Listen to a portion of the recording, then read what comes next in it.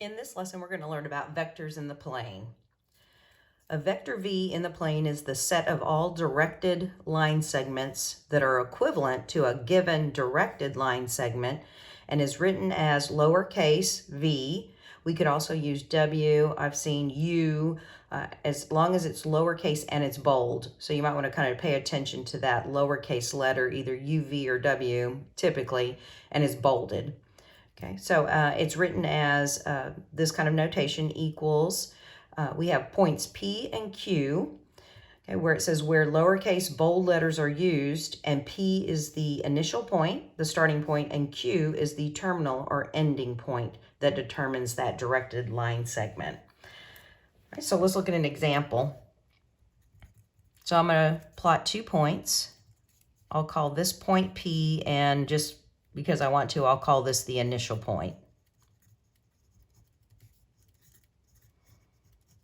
Okay. Then I'm going to connect these 2 points and make a line segment.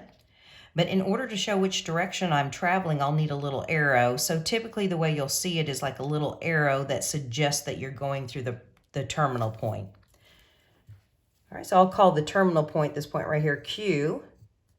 And again, it's the ending point.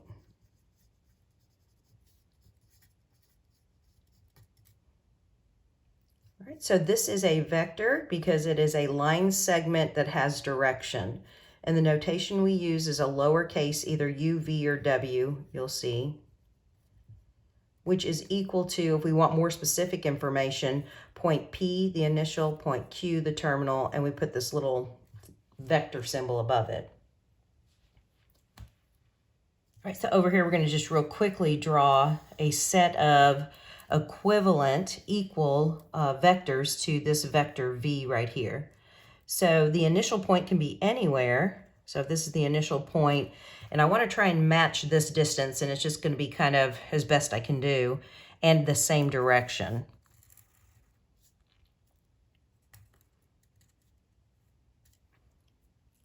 So all these vectors that I'm drawing right here are equivalent because they have the same length and the same direction, or the same slope, if you will, as best I can.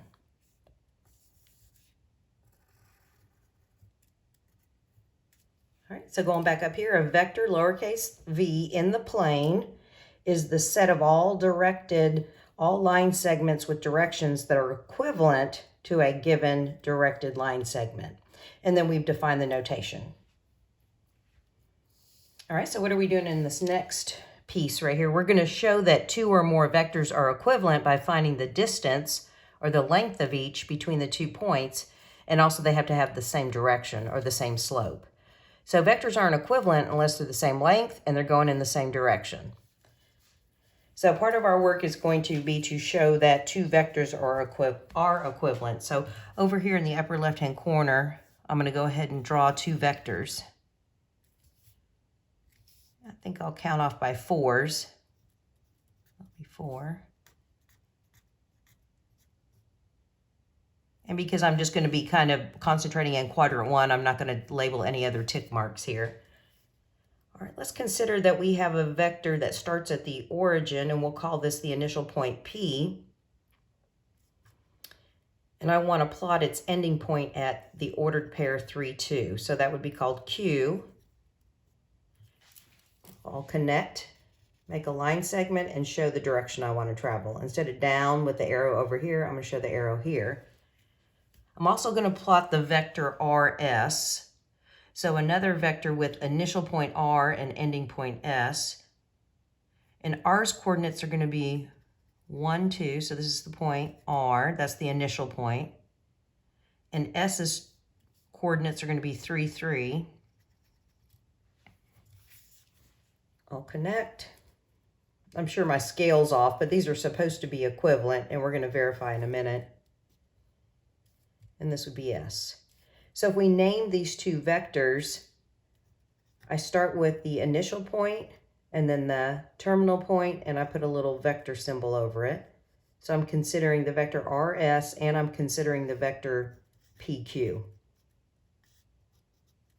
And now I can give them lowercase bold names too if I wanted to. All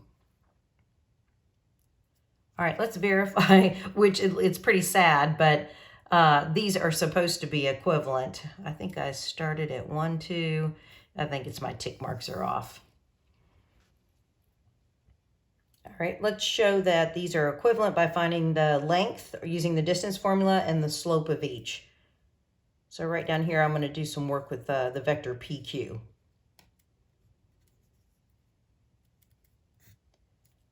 All right, so what's the length of PQ? And we're going to introduce some new notation, the double absolute value bars around vector PQ.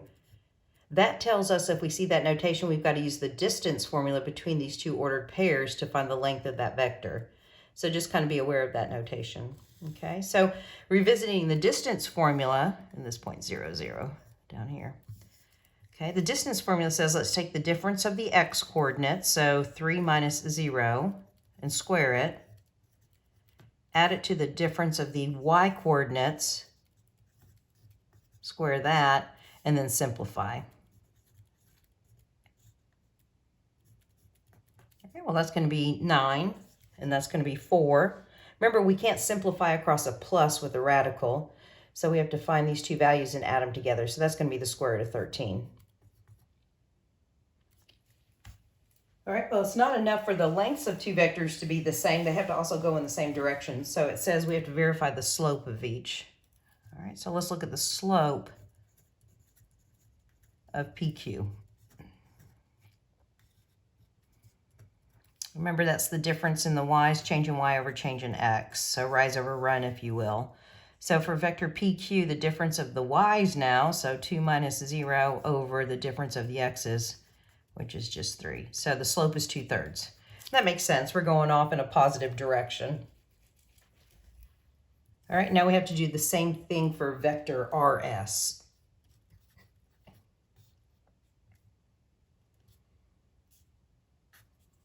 All right, let's find the magnitude. So double absolute value bars. Get the distance formula set up. All right, let's go to the initial point R. That comes first, and this is going to be the terminal point because you can see the arrow over the S. All right, so let me see, what was this point? This was 1, 2, and this was 3, 3, I believe. All right, so the differences of the x's squared plus the difference of the y squared. So the x coordinates are going to be 3 minus 1. The y coordinates are going to be, oh, excuse me. You know what? No wonder it looks off. Oh my goodness. My bad. So I'm not going to redo this video because I'm 8 minutes in, but S's coordinates should have been 4, 4. Well, no wonder. No wonder it was looking so wonky. All right, 4, 4. I don't know where I got 3, 3 from. There we go. Oh my gosh, looks better. I thought my scaling was really bad. All right, much better. So this is terminal point S, and it has coordinates 4, 4. So let me come over here and change this. So difference of the x is 4 minus 1. And difference of the y is 4 minus 2. Bring down this notation. 3 squared is 9. Subtract square, that's 2 squared, that's 4. So we do get square root of 13. All right, now let's find the slope of our S, which is change in y's over change in x's, delta y over delta x. So coming back here, the y's subtracted are 4 minus 2, and the x's subtracted are 4 minus 1. So we do get 2/3.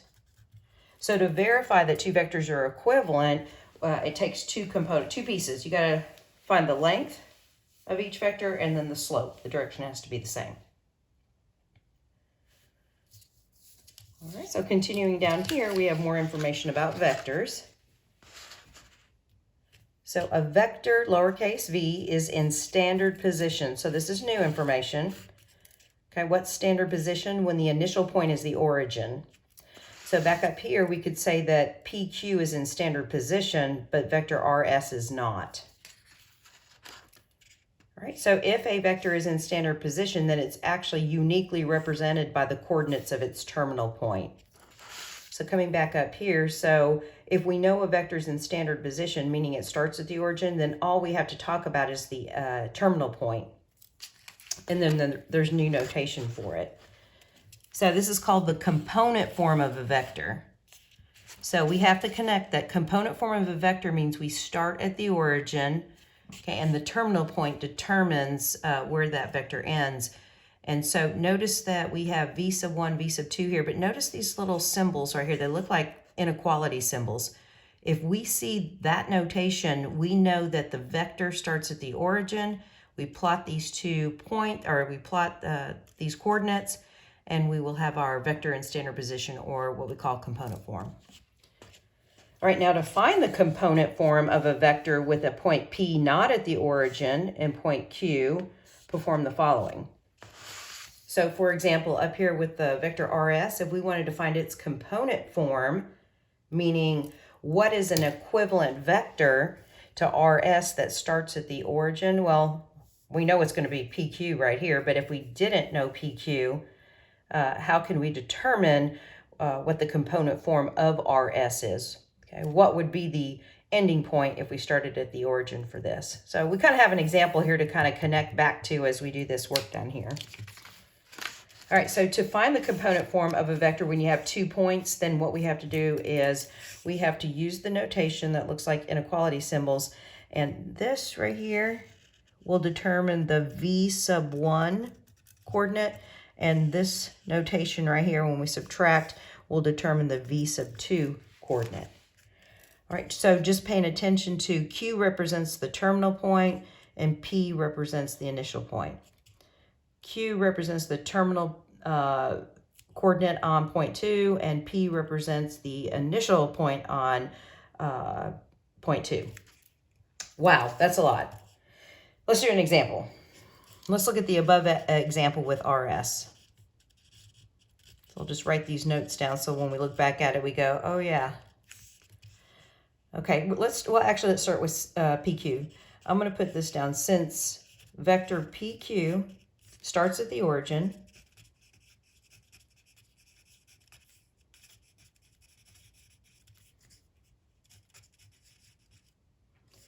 then we can write the bold V is actually equal to 3, 2. Since we start at the origin, then all we need are the terminal coordinates 3, 2. And if we put these little inequality symbols, these symbols like this around it, we know by looking at that that's not with parentheses. That's not a point. Well, it's a point. It's the terminal point where we start at the origin. Okay, now look at RS, which is equivalent to PQ. Let's write the component form of RS. When we write the component form of RS, it should be equivalent to this component form for PQ. Okay, so let's look at getting RS's component form. Okay, so again, this is the formula we're going to use right here. So I'm going to start off with this kind of inequality symbol. So what does it tell me? Q1 minus P1. So let's go to point 1. So on let's go back up here to the RS vector so I can put it in front of me. So Q1, if you wanted to label it, this would be P1, Q1, and then for point 2, this would be P2, where's 4, 4? P2 and Q2. So what's it telling us to do? It's telling us to take Q1 and subtract P1.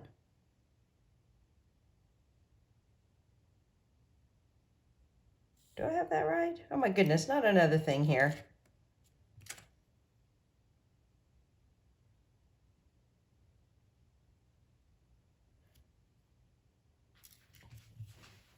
I'm supposed to get 4 minus 1. Not sure that's, I'm gonna have to look back at that.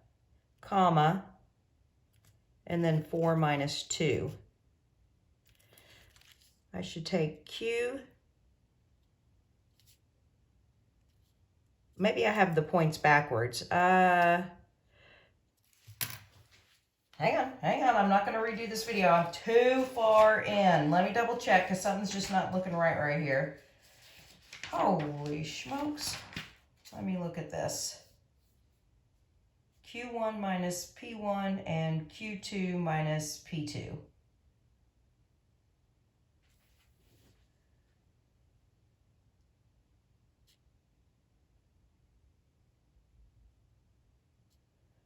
I've got 2, but that's not, it's not looking right there.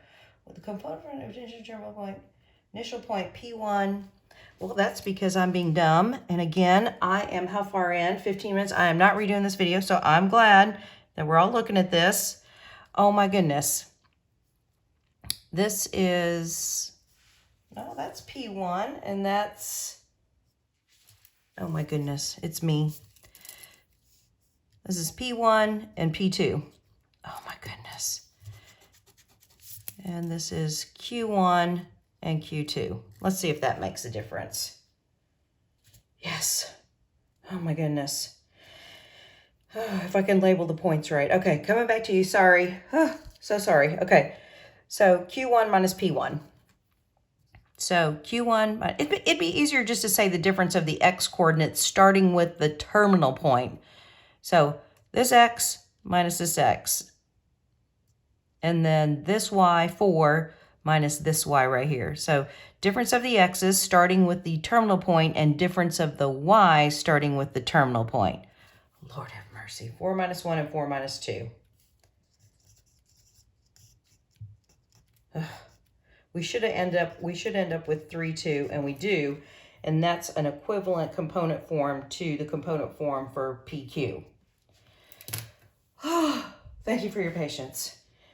Okay, too many letters. So if all I want to do now is just say difference of x's, diff of x's, start with ending terminal point. Start with terminal point. Okay, same thing here. I would say difference of y's. Start with terminal point.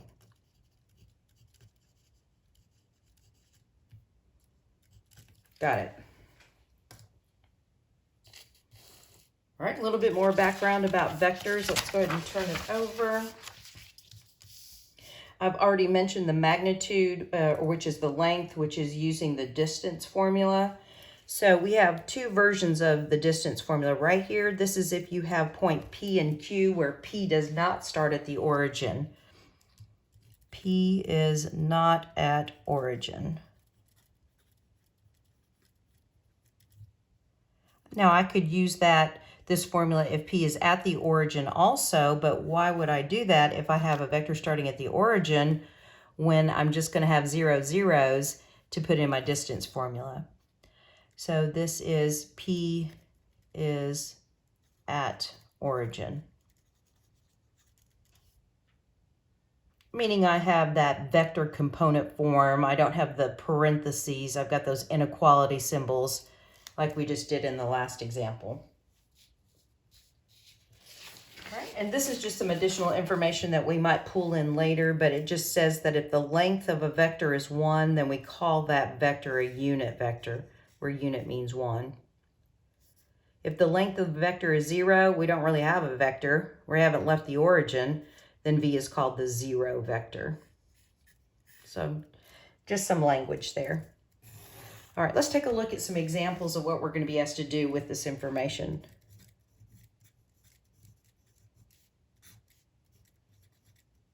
Okay, I'm going to start on page 569 with example 13. So let me get that page pulled up. Let's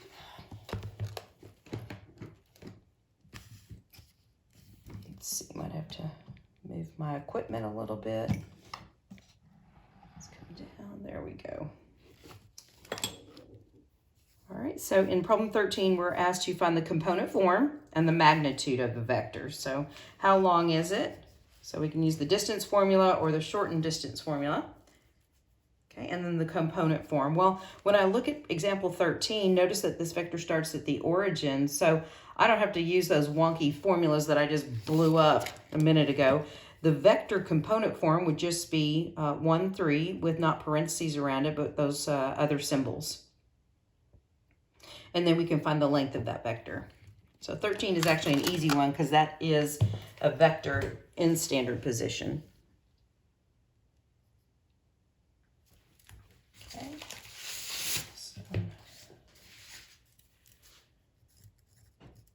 Okay, this is your initial point. And this is your terminal point. And it's just kind of common to call the initial P and the terminal Q. But anyway, it's already in vector component form, so we can use a lowercase bold letter for that. I mean, this is equivalent to writing it this way as well, but why not just use one letter instead of two? Okay, if you want to verify those wonky formulas, it's going to be the difference of the x's starting with the ending point, 1 minus 0, and the difference of the y-coordinates starting with the ending point, the terminal point. So that'd be 3 minus 0. So 1 minus 0, 3 minus 0. I didn't need to do that because I knew that the component form would be solely represented by the terminal point since I started the origin. All right, so we were asked in those directions to write the vector in component form. Done. Check right here. We were also asked to find the magnitude. All right, so what's the magnitude? Double absolute values around lowercase v, or I could have put that in there. Okay, well, if we look back up here, if I'm in vector form, component form, all I have to do is square the x and the y underneath the square root. Otherwise, you're just adding or putting in there a 1 minus 0 and a 3 minus 0. It looks like 9 plus 1, so that's going to be 10. Square root of 10. And we'll just leave it at that. All right, let's look at 15.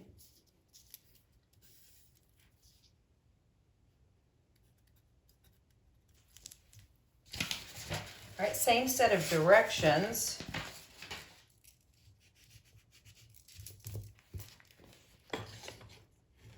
I can see that on 15 right here, I do not have a vector in component form because this vector, whose initial point is 2, 2, because there's the arrow over there. Okay, 2, 2, that's not at the origin. So I want to figure out if I move this vector left and down and started at the origin, what's the ending point, the terminal point that'd be somewhere probably about right here? What are the coordinates of that ending point that would make this vector that would start at the origin equivalent to this vector right here? So I'm going to record these coordinates right here. Actually, I'm going to put down 2, 2 because that's the beginning point. And then it was negative 1, 4. And that's Q. All right, what are we supposed to do? Find the component form. All right, so get our lowercase v or whatever you want to use there. Difference of the x's. Oh, that's so much easier than looking at those notations. Negative 1 minus 2, comma. Difference of the y's, but start with the terminal y first. So 4 minus 2. Negative 3, positive 2. So if we just kind of real quickly look back at that coordinate plane in that grid, if we had a vector in this component form, we know we start at the origin, we plot negative 3, 2. So negative 3, 2 would be here, left 3, up 2. So it appears just by a quick eyeball test that this vector right here would be equivalent to the given vector in the problem. Okay, and then we're also asked to find the magnitude. Okay, we could go back and do the distance formula with P and Q by using this formula, but since we're in component form, look at how much easier that distance formula becomes. So we got to square root.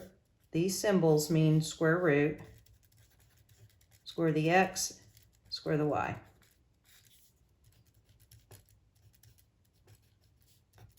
Nine, 4 again is 13. All right. And I wanted to do one more with fractions. Let's look at 23.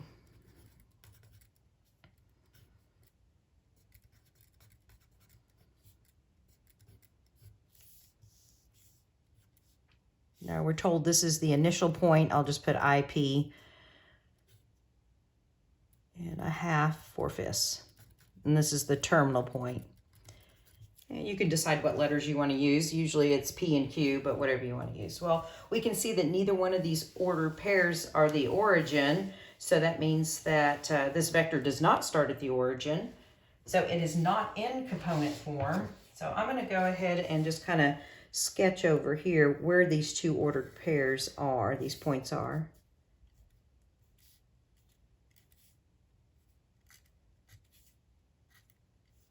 All right, so I'm just counting off by ones. So left 2/3, down 1. So left 2/3 would be here. So I'm just a quick sketch. This would be my beginning point, and then a half, 4/5. So a half here, 4/5 would be almost up to 1. This would be my ending point. Connect the 2 points, and I'll put the arrow right here. All right, so if I were to translate this initial point to the right and up and started at the origin, where would the terminal point have to be so that I'm in vector component form? All right, if we use a lowercase v, but then we have these symbols, that means we subtract the x's, but always start with the ending point. 1/2 minus -2/3. Subtract the terminal points, so 4/5 minus -1. No parentheses, brackets. All right, so we can do this on the calculator real quick with the fraction template. A half plus 2/3 is 7/6, comma. Let's add those. That's going to be 9/5 if you get a common denominator. So let's just kind of plot this point right here and see if it might end up in a good location to where it looks like it's equivalent to this. So I wish I had a different color. Okay, so if we have a vector that starts at the origin, because that's what these little inequality symbols mean, I start here. If I plotted 7/6, that'd be slightly past 1 of 6/6, about right here. And I want to go up 9/5, which is almost 2. I'd probably stop about right here. So connecting the origin with this ending point here, it appears that my two vectors have the same length, okay, and they're going in the same direction. Okay, let me go back to my directions. Did I answer all parts of the question? No. They asked me to find the vector component form. Now I have to find the magnitude. All right, magnitude, double absolute value, square root. Because I start at the origin, all I have to do is square each of these components. Now, certainly you're going to want to use your calculator for this. And that's easy with all those nice little templates that they have for us. That's so easy. I'm going to do an open parenthesis, create a fraction bar, dump the 7/6, close my parenthesis, and then I want to put a square on that. And then another open parenthesis, put the fraction bar, 9/5, close your parenthesis, put another square on that. Everything looks good. Okay, it must be such an ugly number that they gave us a decimal. So we'll record that magnitude to 3 decimal places. And there are no units of measure, so we're off the hook. All right, so basically a lot of background information about vectors, but then we did 3 example problems of given 2 points and putting those 2 points in vector component form, and then finding the length of those vectors by using the distance formula. Thanks for your patience.